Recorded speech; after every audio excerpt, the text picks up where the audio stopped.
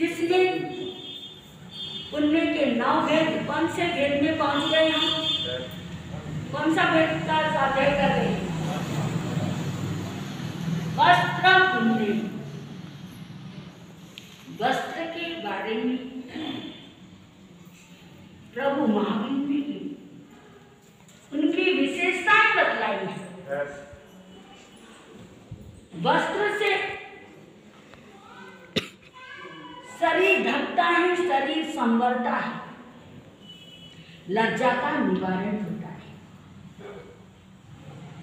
सर्दी गर्मी दर्द आदि का निवारण होता है। और जिसके पास वस्त्र नहीं है उसको वस्त्र दान करने से अनंत अनंत जन्म के हमारे जो अशुभ कर्म हमारे संग लगे हुए हैं, चिपके हुए हैं, पत्थर के पत्थर ऐसे चिपके हुए हैं, वो हमारे कर्म झड़ने सारे क्या हो जाते हैं? शुरू हो जाते हैं, क्षय हो जाते हैं। वस्त्र दान करने से किसको दान करना है? जिसके पास वस्त्र नहीं हो, जिसके पास शरीर में पूरे वस्त्र ना हो, ऐसे को दान देने से हमारे जन्म जन्म के अशुभ कर्म टूटते हैं। महात्मा बुद्ध से उनका शिष्य आनंद ने पूछा, भगवान प्रभु, वस्त्र दान करने का क्या लाभ है? बुद्ध ने कहा, अपार लाभ है, अनंत लाभ है। कैसे लाभ है? यदि तुम सच्चे और अच्छे मन से, जिसके पास वस्त्र नहीं है, निस्वार्थ रूप से अपना समझ के देने से भी वहां स्वार्थ आ गया, जिसको आप जानते ही, जिसको आप मानते ही, यदि आप उसको वस्त्र देते हैं तो प्रकृति की, प्रत्येक प्रकृति की, एक जीव जगत में, इस ब्रह्मांड में जितने भी आत्माएं हैं, प्रकृति की जितनी भी शक्तियां हैं, जितनी भी ऊर्जाएं हैं, जितनी भी पवित्रताएं हैं, सारे वो सारे किसके पास आएगी? आपके पास आएगी। मात्र एक वस्त्र दान करने से कैसी अद्भुत बात कही है। किसी गरीब को, किसी दुखी को आप वस्त्र दे रहे हैं, उसका तन ढक रहे हैं, उसकी लज्जा को ढक रहे हैं, लज्जा की रक्षा कर रहे हैं। समझ लो आप उसकी लज्जा की रक्षा कर रहे हैं, उसका जीवन संवार रहे हो। वस्त्र के बारे में कल मैंने बताया था कि जो युगली होते हैं ना, वो उस जमाने में वस्त्र होते ही है ना, बताया था उस जमाने में वस्त्र ही होते थे। सारे कल्प वृक्ष के माध्यम से मिलता था, वो फिर भी अनन्न नहीं ना, मतलब वो अनन्न रहते थे, नम्न कभी नहीं होते थे। और वो लोग कोई पाप नहीं करते थे, क्योंकि उनके मन में विकार ही नहीं होते थे, किसी प्रकार का विकार ही नहीं आता था। तो मैंने आपको कहा था कि वो 3 पल्यों उनकी उम्र जीते थे, मात्र जीवन में एक बार विकार आता था, तो मर के कभी नरक ट्रेन में नहीं जाते थे, क्योंकि इसका मतलब हमारे जीवन में जो किसी प्रकार के विकार है, उन्हीं विकारों के कारण हमें नीचे गति में जाना पड़ता है। और छठा आरा अब आएगा, छठा आरा, छठे आरे के बारे में मालूम है आपको? जो छठा आरा है वो आरे में जो पंचम आरा जो अब चल रहा है, ये पंचम आरा समाप्त होने को होगा, तो उस समय पर ये आएगा। क्या आएगा? ये शुरुआती तो है, कहीं भूकंप हैं, कहीं तरह तरह के ये कोरोना जैसे रोग हैं, है ना, कहीं सुनामी लहरें है, कभी कुछ है ना, कहीं कुछ हो रहा, कहीं बाढ़ आ रही है, कहीं कुछ हो रहा, ये सब परले के निशान छोटे छोटे। और एक बार धमाका से जब परले आएगा तो उस समय कुछ भी नहीं रहेगा। पंचम आरे में ऐसा काम हो, कम धर्म कर्म करेंगे, दीक्षा लेंगे तो छठे आरे में थोड़ी आएंगे। आप लोग धर्म कर्म कर रहे हो तो आप लोग छठे आरे में नहीं आओगे। आप मन से धर्म करो, बस मैं यही चाहती हूँ। आप जितना मन से करना तो है ना, जो हमें करना तो है, यदि हम मन से करेंगे, मैं आपको गारंटी देती हूँ, हम छठे आरे में ना आ पाओगे ना हम आएंगे। छठे आरे में हम कैसे नहीं आ पाओगे, हम मोक्ष में जाएंगे, ऐसा नहीं, अब मोक्ष तो है ही नहीं। तो छठे आरे में देवों के गए, कहीं पहले कम हजारों वर्ष की उम्र हुई तो हम थोड़ी आएंगे, ये आरा खत्म हो जाएगा, उसके बाद जन्म लेंगे, है ना। महाविद्या क्षेत्र में उच्च कोटि की करने वाले महाविद्या क्षेत्र में जा सकते, भावना तो पा सकते ना, दीक्षा नहीं ले सकते, उच्च कोटि की हम क्रिया नहीं पाल सकते, पर हम भावना तो पा सकते। हम किसी को नीच नहीं दिखाएंगे, किसी की हम निंदा नहीं करेंगे, हमसे हो जाए हम उपकार करेंगे, सेवा करेंगे, दान करेंगे, पुण्य करेंगे। ये 5-7 चीजों से भी हमें छठे आरे में नहीं लेना पड़ेगा, नहीं आना पड़ेगा। नहीं तो छठे आरे में कितने विकार है, विकृति है। पशु तुल्य जीवन, मनुष्य कैसा जीवन जिएगा? पशु तुल्य जीवन जिएगा। सबसे निकृष्ट आरा कौन सा है? छठा आरा है। तो प्रभु से यही प्रार्थना करो, सुबह शाम जैसे आप सो के उठते हो ना, या सोने से पहले उठने के बाद प्रार्थना करो। आप प्रार्थना तो करते ही हो यहाँ के, लेकिन अपने बिस्तर में भी आप प्रार्थना करो। आप जिस आसन से बिस्तर से उठते हो उस समय भी है प्रभु, आपके जो 3 मनोरथ है ना, 3 मनोरथ, वो तो भालो आप 3 मनोरथ में आपको क्या दिक्कत है? आपको बोलना क्या बात है? ये प्रभु कि कब वो दिन आएगा इस हिंसा झूठ से मुक्त हो जाओ, वो दिन कब आएगा? क्योंकि गृहस्थ आश्रम में तो ये छूटता ही नहीं, कितना ही जाओ थोड़ी देर छूट जाएगा, फिर वही करना पड़ेगा। ये समस्या है, हर व्यक्ति की समस्या है, चाहे वो कितने अपने आप को 14 का श्रावक माने।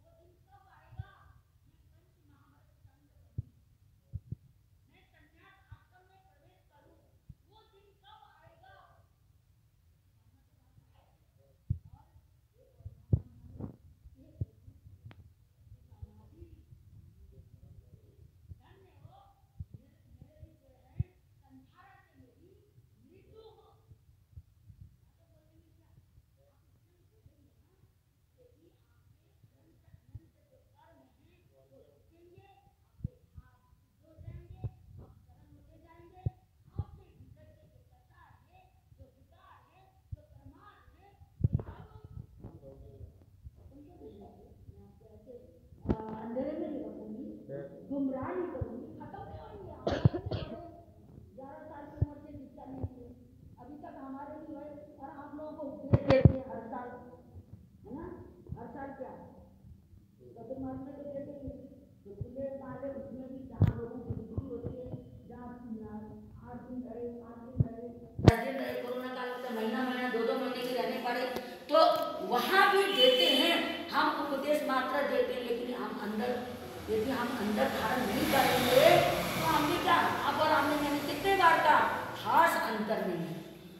आप और हम भी छद्मस्त हैं, आप भी छद्मस्त हैं। इसलिए आपने हमारे में, क्योंकि हम तो अपने को बालक मानते हैं, आपके बच्चे मानते हैं, आपका घर का खाते हैं, आपका कहना मानते हैं, आपने हमें जैसे रखे हम वहाँ रहना पसंद करते हैं। आपके बच्चे भी शायद इतना पसंद नहीं करते। आज युग कहाँ जा रहा है? अरे किसी के बच्चे थोड़ा कहना मानते खुश हो जाते। पहले आप लोग कितने अनुशासन में रहे, आप कितने, अपने अतीत को याद करो, बहनों, आप अपने अतीत को याद करो। आपने अपनी सासू माँ का अनुशासन देखा। क्या आज आप अपनी बहुओं को अनुशासन में रख सकते हो? नहीं। आप अपने बेटों को अनुशासन में रख सकते हो? पहले का हम कुछ ऋषि नहीं कर सकते। पहले कैसे मोटा खाना, मोटा पहनना, कैसे संस्कार थे पहले। मोटा खाने का मतलब, मोटा पहनने का मतलब ये नहीं बेकार खाना और बेकार कपड़े पहनना, मतलब एक तरीके और सलीके के वस्त्र पहनते थे पहले के लोग। तरीके और सलीके के वस्त्र पहनते थे। वस्त्रों में भी एक व्यक्तित्व झलकता था। ये कैसा व्यक्ति, ये खानदानी का है या ये साधारण घर का है, उनके वेशभूषा से, कपड़ों से मालूम पड़ता था। अब तो किसी को भी देखो आप, छोटे वस्त्र। एक सासू माँ ने कहा, बेटा,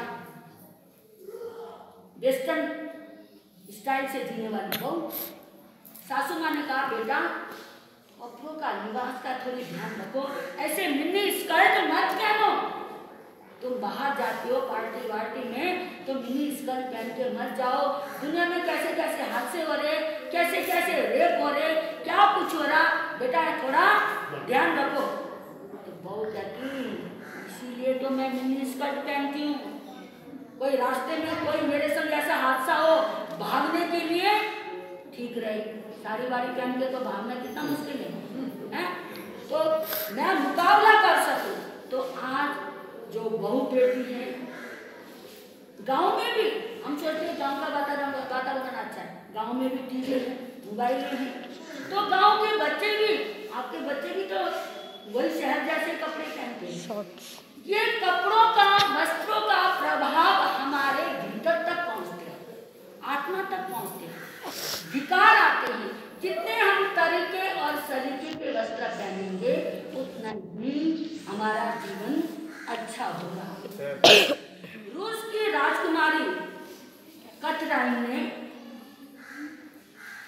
अपने जीवन में एक प्रतिज्ञा की, जो दुखी है, गरीब है, उनको मुझे वस्त्र पहनाना है। एक संकल्प लिया, बड़ी करुणा सी थी, बड़ी दया वाली थी। उसने निश्चय कर लिया, कुछ भी हो कि मैं गरीब जो है, दिन दुखी है, गरीब है, जिनके पास वस्त्र नहीं है पूरे तन में, उनको मैं वस्त्र पहनाऊंगी। ऐसा मतलब उसने प्रतिज्ञा कर लिया।